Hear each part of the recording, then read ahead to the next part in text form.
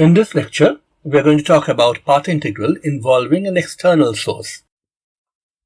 It will turn out to be quite an important thing to talk about in the long run, because we will find that if you can find out the path integral involving an external source, the resulting expression can be exploited in different ways, especially using functional calculus to find out very interesting results, in particular expectation values and time-ordered products, expectation values of time-ordered products and so on. But before we go there, today we are going to do something very elementary. We are going to only work, as always, only in one dimension. And we are going to talk about a single external classical source, which is an extra additional force acting on a system. But first, let me just briefly recapitulate our results about the path integral for calculating propagators. So, you may remember that in our second lecture we talked about the path integral, let's say xbtb from xata, and in the future I'm going to just write kab for that. That's just my shorthand for that, and that is equal to that turned out to be equal to, after we put in enough resolutions of the identity all over the place, it worked out to be equal to this limit as n goes to infinity, dp0 by 2 pi h cross. Then you had 2n integrals over n p's and n x's. So that's what is being, so j goes from 1 to capital N. So that's our measure, and what I integrate here is I by h cross times epsilon sum over j equals 0 to n pj xj plus 1 minus xj by epsilon minus h pj xj, where h is just the Hamiltonian in classical terms, Hamiltonian which is a function of p and x. And I'm not sure whether I introduced this notation last time around, but this is often written using this shorthand notation.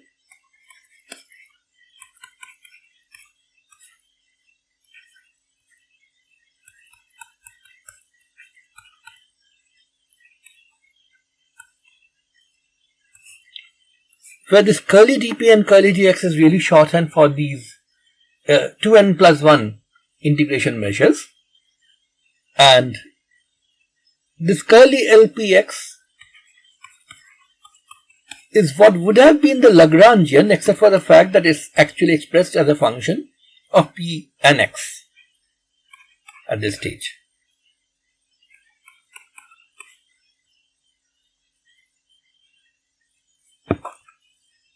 So the Lagrangian, if you remember, is a function of x and x dot.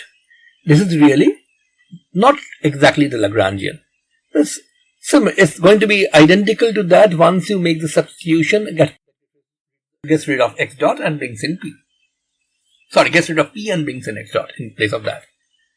Now, we actually also dealt with the special case. In fact, we dealt with that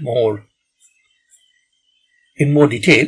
That in the special case where the Hamiltonian is of the familiar form p square by twice m plus v of x, you can actually carry out all the momentum integrals here trivially. The momentum integrals involve a linear term in p in the exponent and a quadratic term from the h pj xj, that's pj square by twice m. And using the standard Gaussian integrals which you get for every j, you can actually carry out the integral. And then you end up with kab, turns out to be limit n goes to infinity, product j equals 1 comma n of dxj. Then you have an extra factor of m by 2 pi h cross I epsilon to the power n plus 1 by 2. And then you have exponential I by h cross epsilon times a sum over j equals, sorry, I should actually put the bracket inside. So sum over j equals 0 to n pj xj plus 1 minus xj by epsilon whole square. Sorry, not pj. M by 2 minus v of xj. So here, of course, you can see the seeds, or rather the discrete version of the classical Lagrangian, and this is often written in the shorthand form curly dx, where now curly dx stands for this whole bunch here, not only dx1, dx2, dxn, also this factor, and of course the limit as n goes to infinity, and this sum multiplied by the epsilon in the continuum limit becomes pa to tb L x dot dt, where L x dot is simply half m x dot square minus v of x, the classical Lagrangian.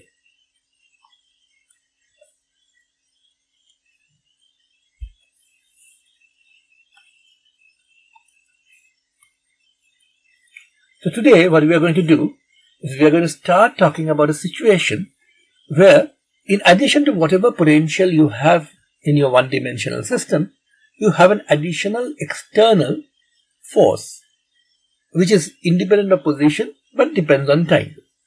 So what you have is this: if the force, external force, is j of t, then that contributes a term minus j of t into x to the potential. So your potential really changes over from v of x to v of x minus j of t into x. So v of x is whatever potential your system already had, and this minus j of t into x is the additional term in the potential caused by the time-dependent, purely time-dependent external force j of t. So for us, the Lagrangian, or rather what looked like the Lagrangian in terms as a function of p and x, works out to be px dot minus the Hamiltonian, which of course is minus p square by twice m, minus v of x, but plus j of t into x. And what we want to do is we want to find out KAB, but now in the presence of this j of t, and it will turn out, and it's sort of easy to see, that the value of KAB will depend not only on the value of j of t at a particular value of t, but on the entire function j of t, how j of t changes from ta to tb. That means KAB is a number, but the number depends not on the value of j at a point, which is a number, but on the full function. As a result, this is what is called a functional. So KAB is really a functional of j, and that's what we want to find out. In particular, I'm going to take things easy today, at least as far as explicit calculations go, and I'm going to talk about something which I'm going to call KAB0, which is basically the propagator from xata to xbtb. Under this particular Hamiltonian, but with the specialized case that v of x is 0. That is, we essentially had a free particle on which we have put in a time-dependent force which is independent of position. So that's the special case that we are going to handle today. We are going to actually see that even that result is quite non-trivial to calculate, but it's actually easier to calculate if you are using path integrals than many standard methods. And later on, we are going to see how you can put in the potential and get some rather interesting results out of this calculation. So for the problem that we are going to handle today, the v of x actually is 0. So our actual Lagrangian in px as a function of p and x is given by this. P of x dot, p times x dot minus p square by twice n plus jt into x. So it turns out that it's easier to calculate the propagator for this particular problem using the phase space version, the first version of the path integral, rather than the simplified version of the path integral where the integration over P has already been done.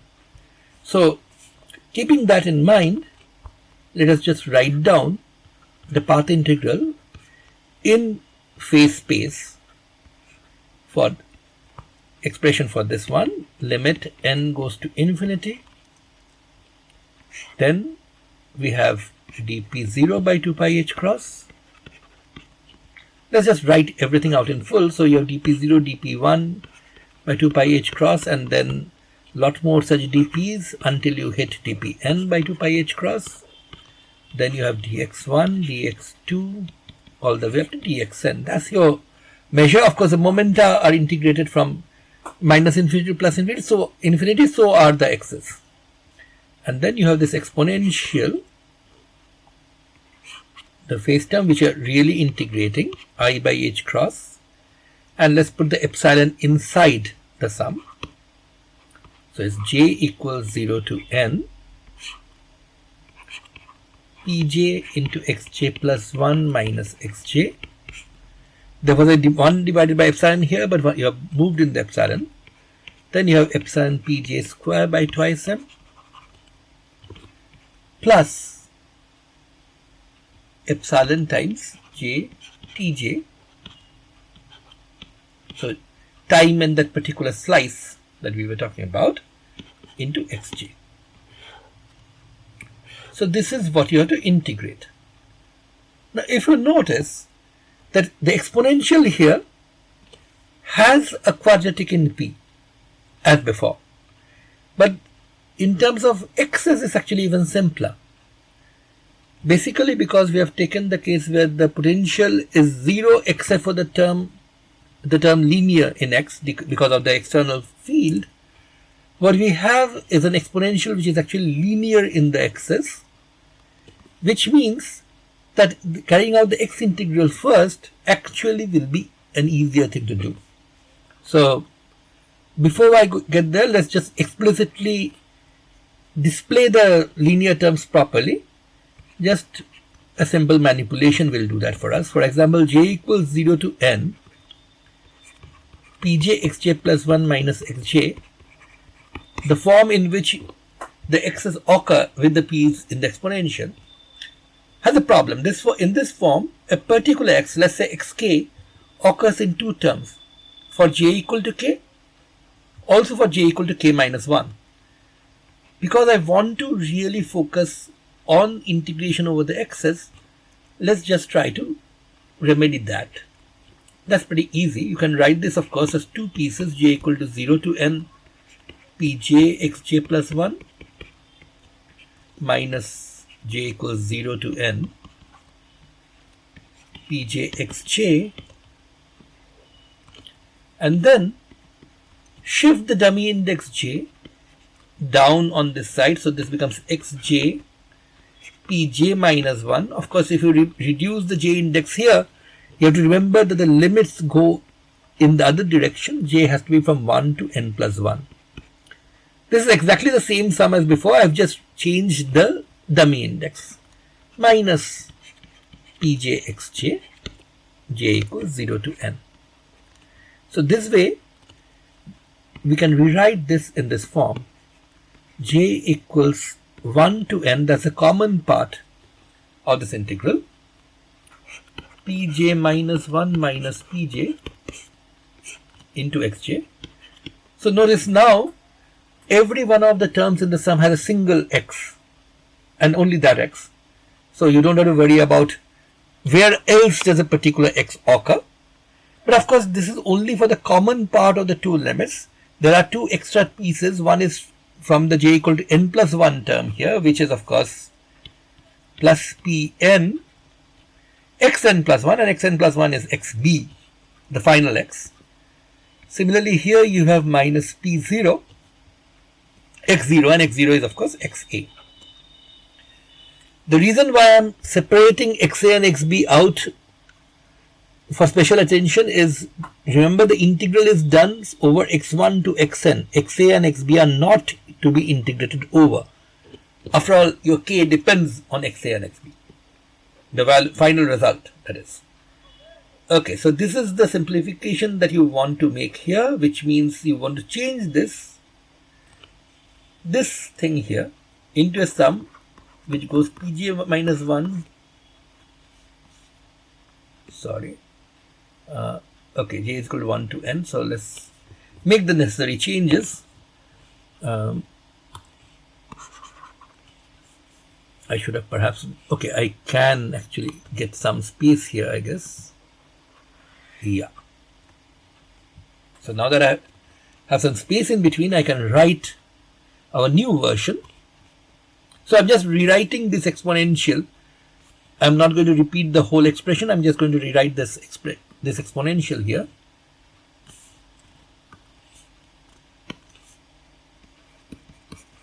It is going to be exponential I by h cross. That much is clear. J equal to 1 to n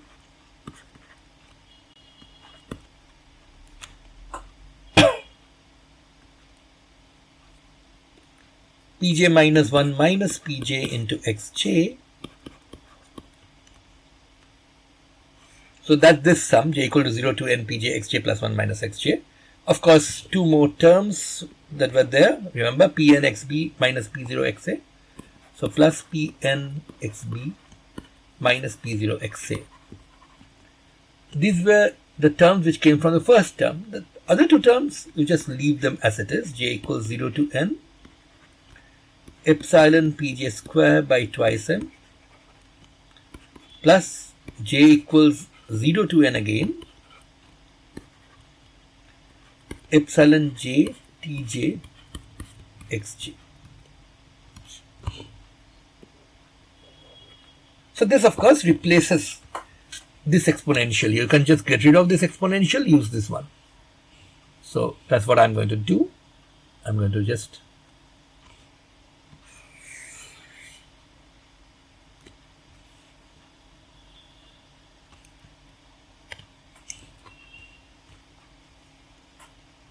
okay.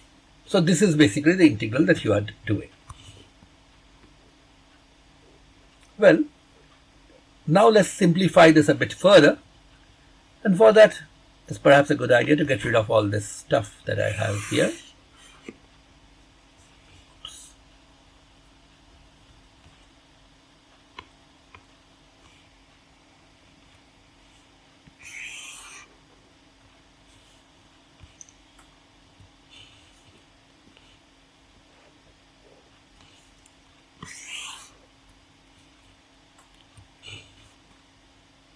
So now this is the integral we need to do. And as I said, the advantage is that there is a term which is linear in x. So let's collect the terms linear in x together. There are terms linear in x here and here. So if you collect them together, you get exponential I by h cross sum over j equals 1 to n pj minus 1 minus pj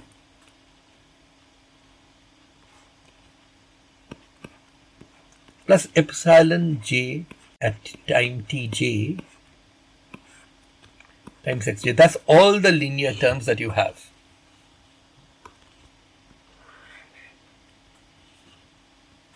Okay. So those are the terms linear in x's. Now you might of course be worrying that I have missed out one term here, the j equal to 0 term in this sum when I combine the two sums together. And you would be right, except that that term has x0 in it, so that's not part of our integration, that's part of the extra constants. So let's write down the extra constant terms, terms which do not depend on x's. So you have pn xb, which do not depend on our integration variables, minus p0 xa plus epsilon j t0 x0, which is of course xa, and you also have minus this sum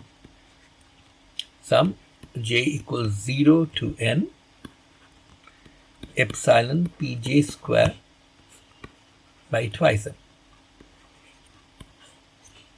So that's the whole expression.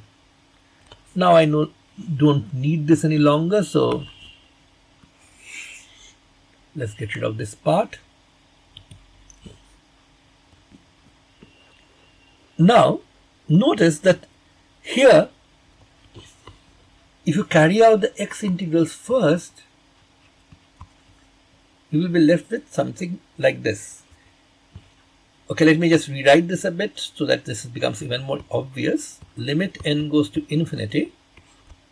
Of course, you have all these dp0, dp1, dpn divided by 2 pi h cross to the power n plus 1. 1 2 pi h cross for every dp, so there are n plus 1 dp's there. Then let's bring in the terms which are independent of the integration axis. So exponential for all these pieces, this one, this one, this one, this one, they don't depend on the terms we are integrating over, so they can come out. I by h cross pn xb minus p0 xa plus epsilon jt0 xa. So these are actually terms which can come out of the x integrals. If so can this term minus I epsilon by 2m h cross sum over j equals 0 to n pj square. So these are all the terms which are independent of x1, x2, xn, which can come out of the x integrals. But then comes the x integrals. There are n x integrals, dx1, dx2 up to dx capital N. And here you have one term in the sum for each of the x's. And of course, this is an exponentiation, so this becomes a product of many such terms. So it's pretty easy to see that the x integrals basically factorize out in this very simple fashion. J equals 1 to n integral dxj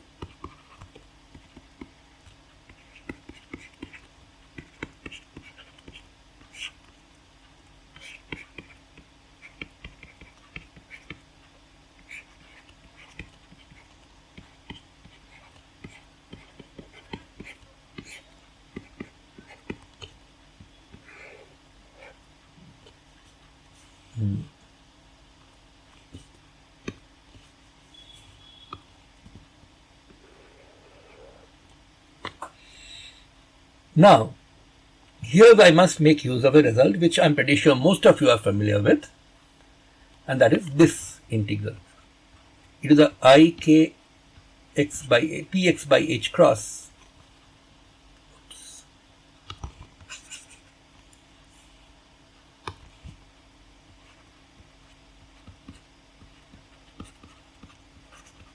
from minus infinity to plus infinity. This should be a pretty familiar integral from quantum mechanics. Although, if you try to calculate this integral using the standard rules of mathematics, you would run into trouble. This integral, of course, is ill-defined because it is ipx by h cross does not die out as you go to plus minus infinity. Of course, we know how to handle these things. What you do is put in a minus eta x square term in addition to whatever you have in the exponent. Then it becomes a convergent Gaussian integral for positive eta. You evaluate the integral and then you take the limit as eta goes to 0 plus. That is, this is the way in which you make sense out of that integration, and once you do that, I'm pretty sure most of you know the result. What you get is delta p. So 2 pi h cross delta of whatever is sitting here. So what that means is each of these integrals will simply change to this. You will get delta. So the result of the integration here is simply going to be 2 pi h cross. So let's put, so all I'm doing is I'm writing this part of the line, this line. I'm just evaluating the result for each one of them. Every one of the integrals works out to be 2 pi h cross delta of pj minus 1 minus pj. So there's a typo here. This should have been pj minus 1. So let's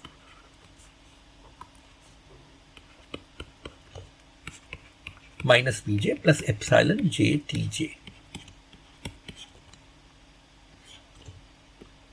Okay. So ultimately, what happens? The x integrals go away. You are left with a bunch of delta functions. So let's now rewrite this part out in full. Once again, let's get rid of some of the clutter here.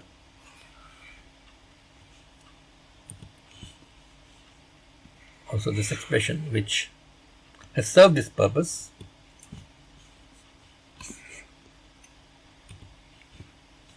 And let me just write down the delta functions in full here.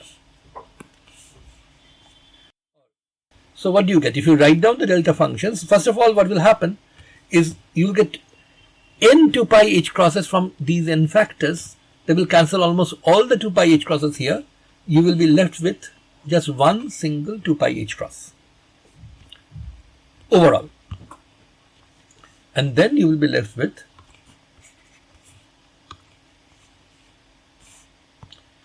delta. So let's just write them out in full. For j equals 1, you get delta p0 minus p1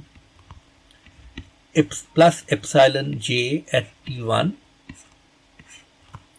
Then you have delta, that's for the j equals 2, p1 minus p2 plus epsilon j t2, and so on all the way up to delta p capital N minus 1 minus p capital N plus epsilon j t capital N.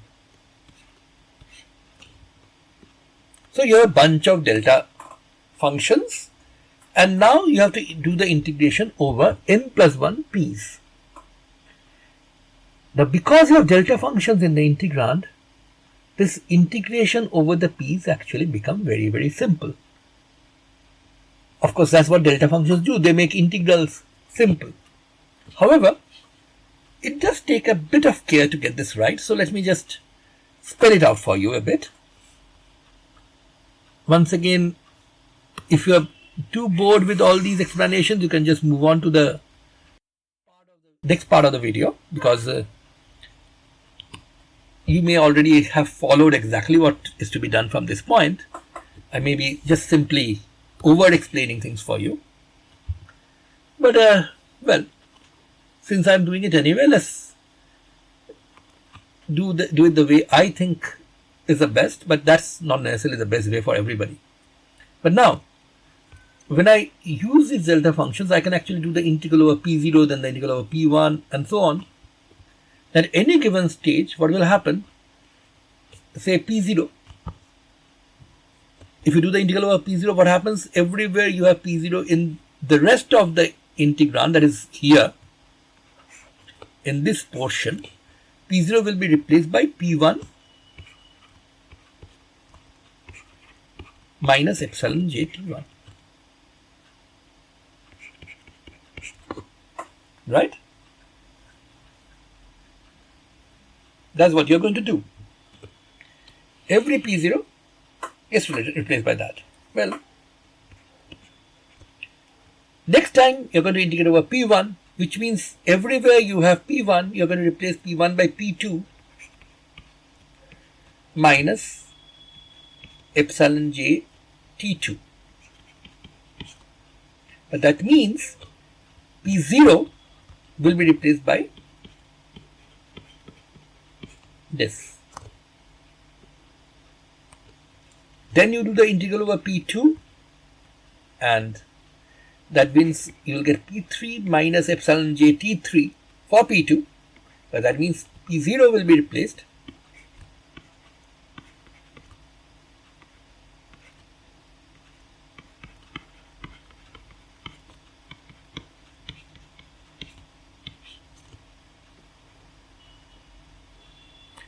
So ultimately, when you do an integration over all of these variables, dp0, dp1, dp2, right up to dpn, or rather right up to dpn minus 1, what will happen? That this p0 here, at the end of every successive integral, will be replaced essentially by a p, the next p, minus epsilon times sum of all these j's. So finally, after you do all the integrals right up to the integral over Pn minus 1, you will end up with Pn minus 1 minus epsilon times basically j equals 0 to n, sorry, p, I made a mistake here. You're integrating over Pn minus 1. So basically what you get is all the way up to Pn minus epsilon times sum over jt1 plus jt2 jt3 are right up to jt capital N. So you get jtk or t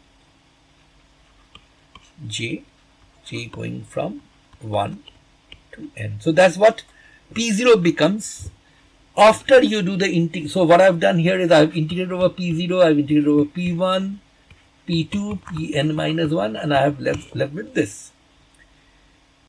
In the rest of the integrand, which means basically in this exponential here, P0, which of course is here, gets replaced, and also by the way here, P0 square gets replaced by Pn minus epsilon sum over j equals 1 to n jtj.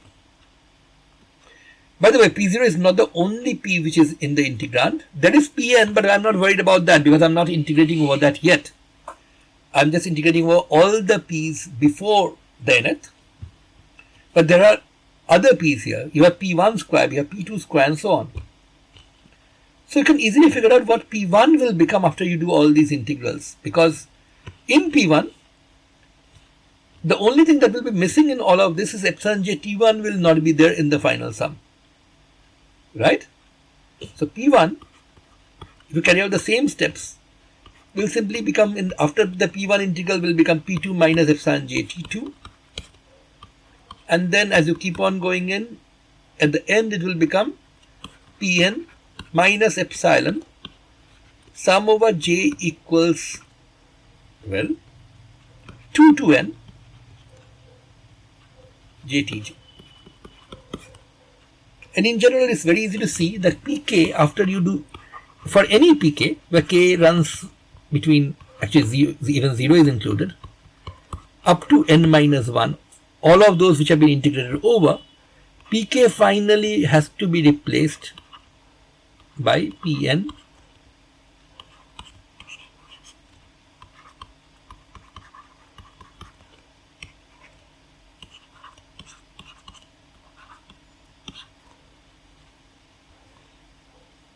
I hope this is not too complicated to follow. The basic idea is that every time you integrate over one of these P's, in the rest of the integrands, whatever makes this vanish, so P0 has to become P1 minus epsilon jt1, P1 has to become P2 minus epsilon jt2, and so on. Just use that. So if you just use that, then what happens? Then all these integrals go away, right? You get rid of the P0 integral, P1 integral, even Pn minus 1 integral. You're left with only one integral. Of course, after you make these substitutions that I talked about. So, finally,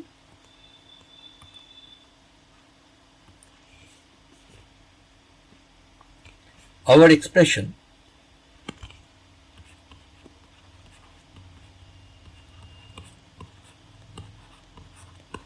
actually ends up becoming limit n goes to infinity. And now there's only one n left, the dpn, the last one, dpn. Now I have to be a bit careful when I do the substitution.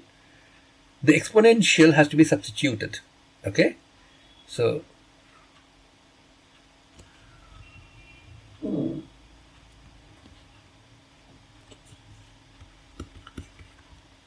exponential I by h cross Pn xb. There are no problems with this term. This is of course still not integrated out.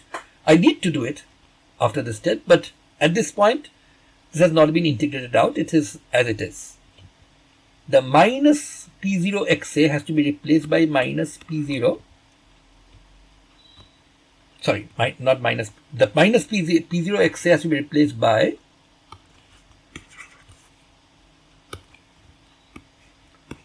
P0 is Pn minus epsilon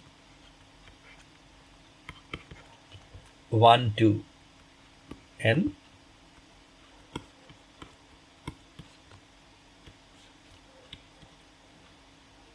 times this whole thing is multiplied by the xa.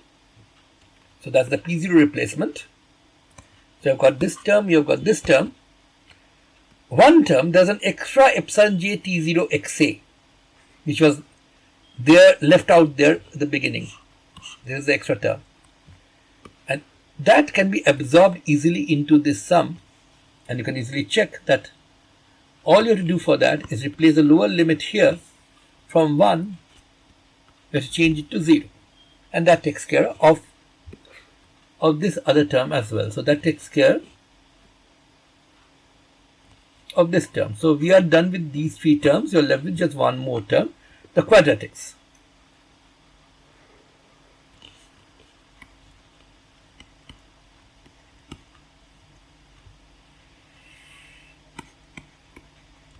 Minus epsilon by twice n, sum over j equals 0 to n. Now you have pj square, and pj square can be replaced by pn minus sigma,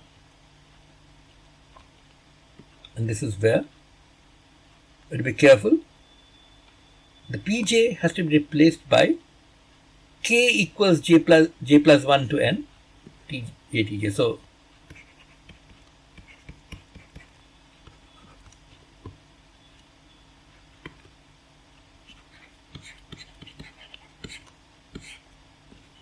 this thing squared.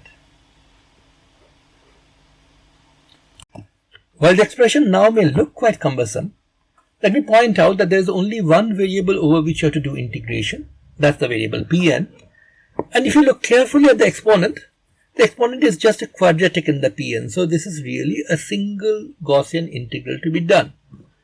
Now, the form of the integral can be simplified a bit if you go over to the continuum limit.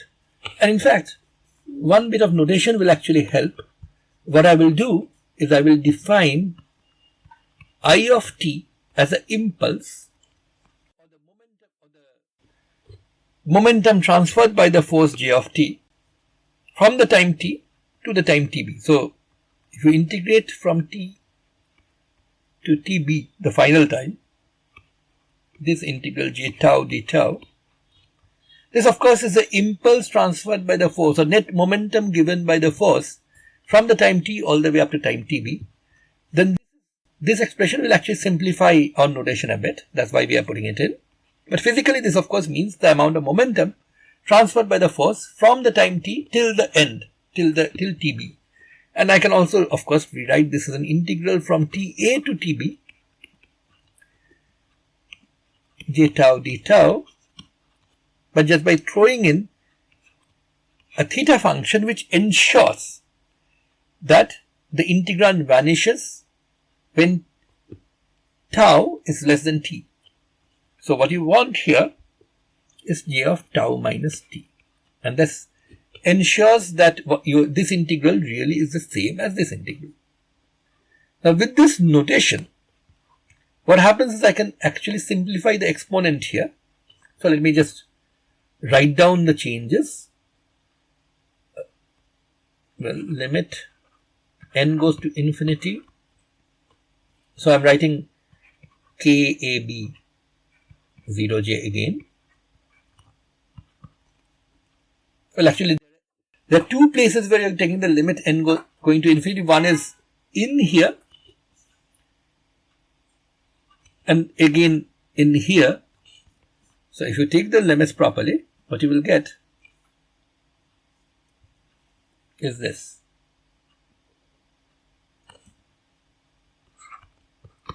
One by 2 pi h cross dp. Okay, I shouldn't really write the limit n goes to infinity because I've already taken the continuum limit here.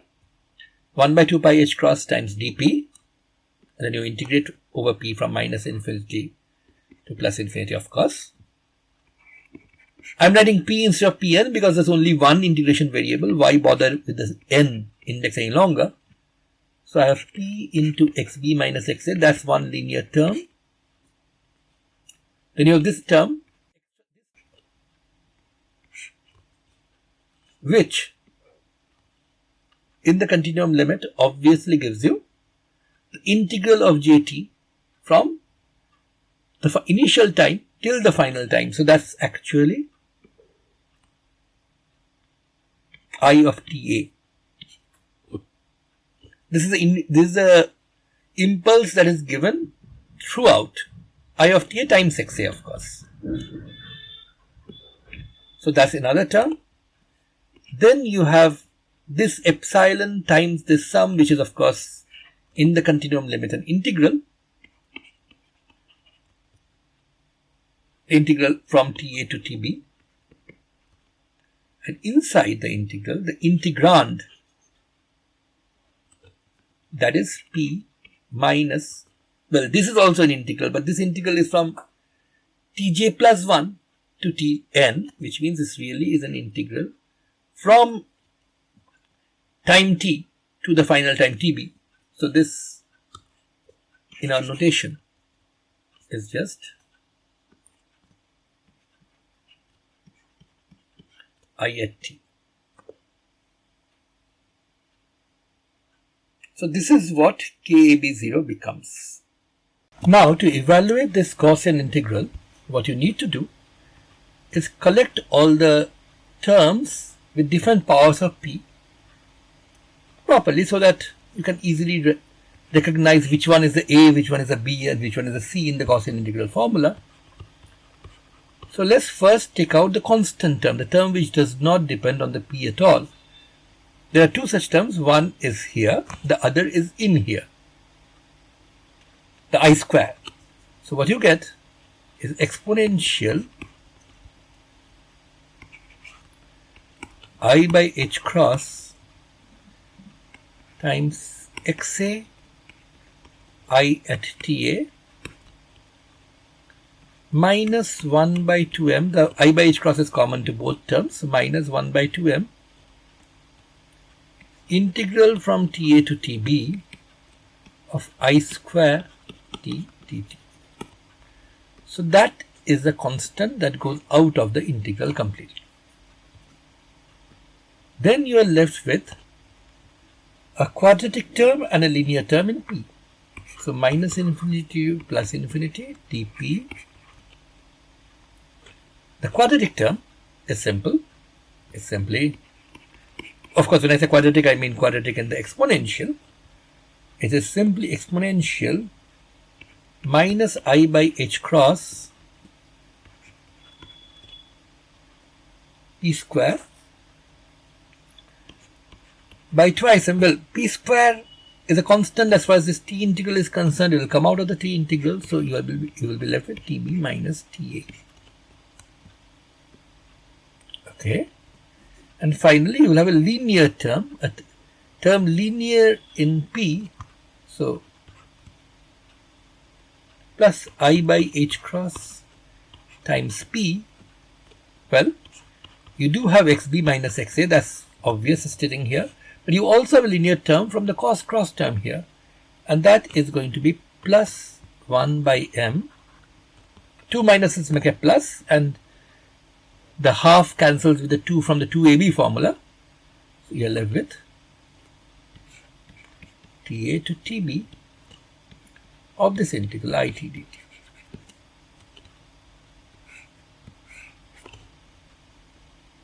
So now that we have collected everything together, it's easy to see that the integral can be directly evaluated by performing the Gaussian integral. Well, if you perform the Gaussian integral, you will get root over pi into twice m h cross by I into tb minus ta from root over pi by a in the Gaussian integral. But there's a 1 by 2 pi h cross sitting downstairs. If you cancel the terms properly, you will get something which is pretty familiar, or which should be pretty familiar to you. From the free particle result, you will get m by 2 pi I h cross into tb minus ta. This whole thing to the power half Then you will have an exponential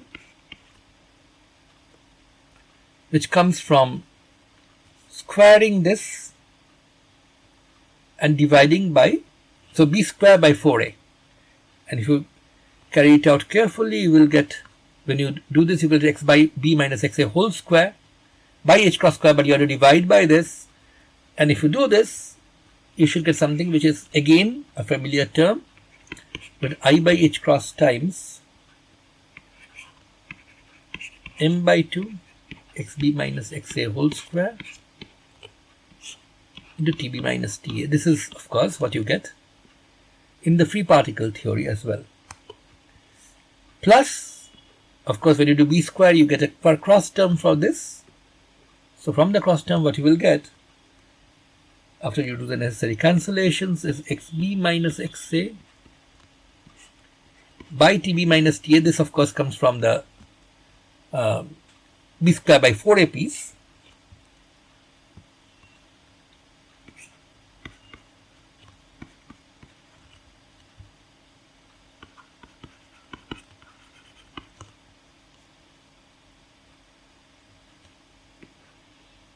So just to point out, the cross term is, of course, has I by h cross into 2 by m, this integral. Then you square that. In the square you get that cross term into xb minus xa. You divide that by I by h cross into 2m into tb minus ta into 4. After you cancel out the necessary factors of 4 and 2, this is what you're going to get. Plus finally you get a term from just this square by 4a, and that works out to be 1 by twice m tb minus ta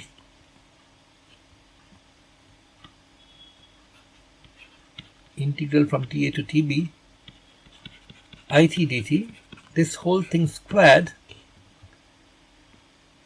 In addition, of course, you have two more terms, the two more terms which were the constants outside, and if you combine them all in the single exponent, you get plus xa ita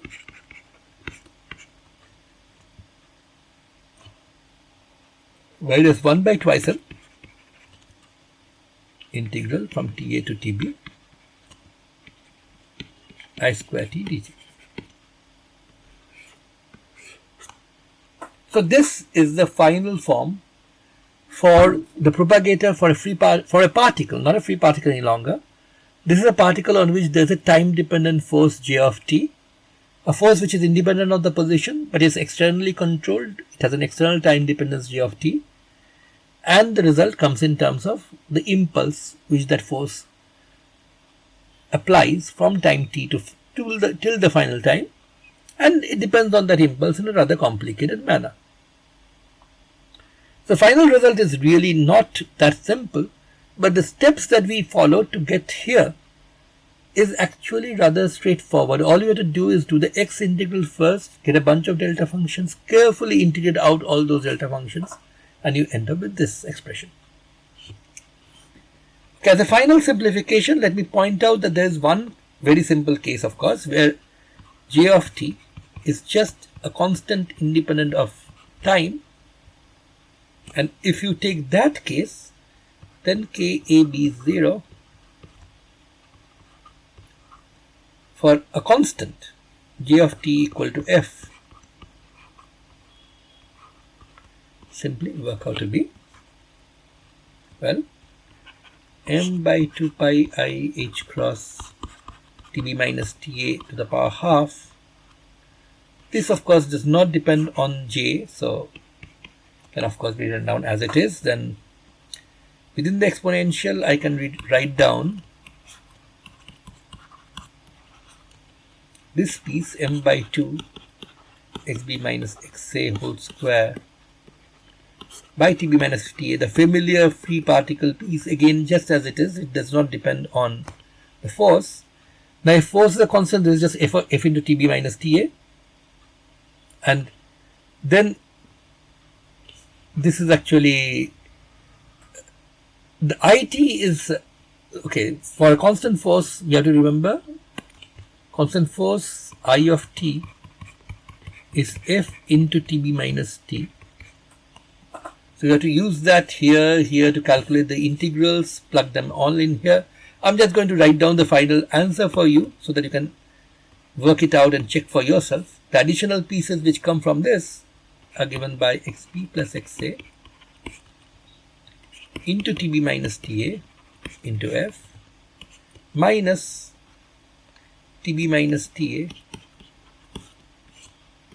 whole cubed f square by 24m.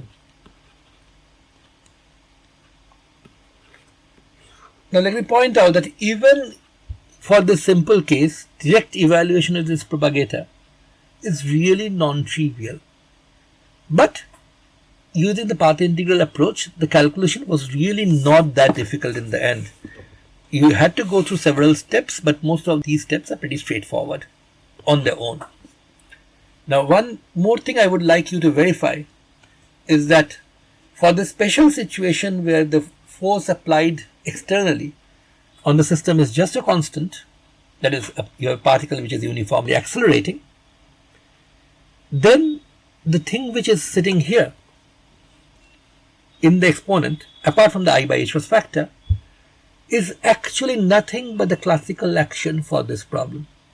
So we have already seen that that result works for the free particle. This is another example of a situation where that result works. That finally, after all is said and done, when you calculate the propagator, apart from an overall factor in front, the propagator is a phase factor, and the phase factor is exponential I by h cross times the classical action for that particular problem. This is, of course, not to say that this happens for every force law, but it does happen for this case. A lot of things you may want to figure out about the behavior of a particle under a constant force in quantum mechanics can be derived directly from this propagator that we have written down. But that really is not the actual reason why we want to study propagators with source terms. Remember, we said this is a simple, straightforward calculation, basically because we have chosen v of x to be 0. We will later on put in v of x for some non-zero v of x and typically solve this problem perturbatively. But what good is an expression of this kind? To understand that, let us go back to the original phase space version of the integral. This essentially was what the integral was meant to be, right? Limit as n goes to infinity and all these integration measures, then this is the whole pq dot minus h integral written in a discretized version. And let me just remind you that this is actually the same thing as the overlap or the matrix element between the bra xbtb and the ket xata, Heisenberg picture eigencase of the position operator. Of course, the j suffix here is just meant to signify that you are doing it not for the free particle, but with an additional force j of t put in. Now, let me just point out that this expression, of course, depends. If we forget about the limit for the time being, let's just ignore the fact that we have to take the limit in the end. This expression really now is a function. After you do all the x integrals and p integrals, it will depend, of course, on the final x and the initial x, xn plus 1, which is xb, and x0, which is xa. They are, of course, not integrated over. And tb minus ta, of course. But it will also be a function right now of all these capital N jt's. In fact, all the capital N plus 1 jt's, jt0, jt1, jt2. So this will depend on the values of jt0, jt1, jt2, and so on. The actual final limiting thing depends on the value of j at all intermediate values between ta and tb, because it depends on the entire function. But in the discretized version, it depends essentially on these discrete values of jt, j at t0, t1, t2, and so on. Let's just point out what we will get if we carried out this calculation. If we differentiated this expression k0ab which now is not really being thought of as a functional of j, rather is being thought of as a function of j0, j1, jn. Note j0 of course is shorthand for j at t0, j at t1 and so on. This in the limit when n goes to infinity with the delta t squeezing down to 0 will actually mean that kab actually depends on the value of j at every intermediate point. This is what of course functional means. But if you take this and differentiate this with respect to some jk, let's say j at some tk, what will happen? If you carry out this integral, it's easy to see that in this integral there's only one place where jtk will come, which is here, which is where it is sitting there along with the xj, right? So when you differentiate that, I by h cross times xj is going to come out, and you're going to, the rest of the integral is going to be exactly the same. But then it should be very easy for you to figure out. Okay, there should be an epsilon as well. So I epsilon by h cross, and then it should be very easy to figure out that if you have this xj in here, that really is nothing but xbtb, xat, a matrix element of x at time tj, of the operator x at time tj. Now I will ask you to worry about that for today. In the next video we may clarify this a bit further, but this is essentially what's going to happen. So what that means is if you want the expectation value of x at a particular time, or the matrix element of x at a particular time between the initial and the final states, all you have to do is differentiate this k0ab with respect to jk, and of course divide by epsilon in addition to dividing by I and h cross. Now essentially what you are doing is, you know that kab0 depends on all values of j in between. You are just changing one of the values of j. So if you're changing the function at only one point and not on the rest of the points, and asking how much is the result going to change. This essentially is a generalization of what a partial derivative is for a finite number of arguments, which of course is the form in which I've written it here. I've taken the discretized version where there are finite number of arguments, and here we are doing the partial derivative. But in the end, when we take the limit as n goes to infinity, what we are really going to do is we are going to essentially ask, if I change the value of a function at only one point, how much is the functional going to change because of that? So this is a generalization of a partial derivative, which is what you use for a function of a finite number of variables, to the case of a functional, which really is a function in that sense of an infinite number of variables. And what we are doing here essentially is what is called a functional derivative. We are going to describe the functional derivative in some detail in a later video, and this is going to be a very important tool when you are dealing with path integrals and many calculations involving path integrals. But just to point out that if you repeated this derivative once again and did a second derivative,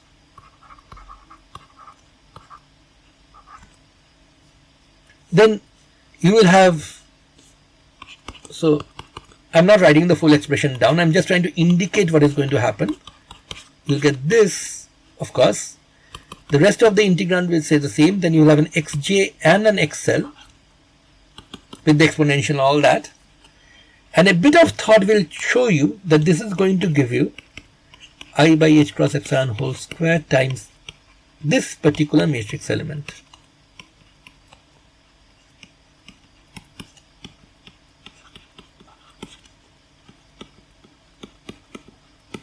Well, actually it will not give you this, or at least it will not give you this all the time. It will give you this only when Tj is greater than Tl. We will discuss this in some detail in a later video. So if you don't follow it explicitly right now, take my word for it. What this will give you actually is a matrix element for the time ordered product of these. And time ordered products of operators will turn out to be very, very handy in what we are going to do in quantum mechanics, even more so in quantum field theory. And what I'm trying to indicate here, I'm not given a rigorous proof of this yet, but I'm trying to indicate here is the functional derivatives, repeated functional derivatives of this kind of propagator, which is written as a functional of a source term j, can actually give you matrix elements for time ordered products of operators. That is actually the reason why calculation with source terms is so important. Now you might say that, okay, all that is fine, but all this actually gives me the matrix elements of x or time ordered products of x, but with the j in the answer. I may not want that. I may just want to know what are the matrix elements of t time ordered, xt1, xt2, xt3 and so on in the original theory without the source. Well, it's not really difficult. You find out the functional dependence of the propagator on the j, do the functional derivatives, and after you have done the functional derivatives, set j to 0. That's all you really need to do. So in the next video, we will look at the harmonic oscillator and how to calculate the path integral for that. We will also look at the harmonic oscillator with sources if time permits. And then we will start discussing about functional derivatives and how that can actually become an important tool in many calculations involving path integrals.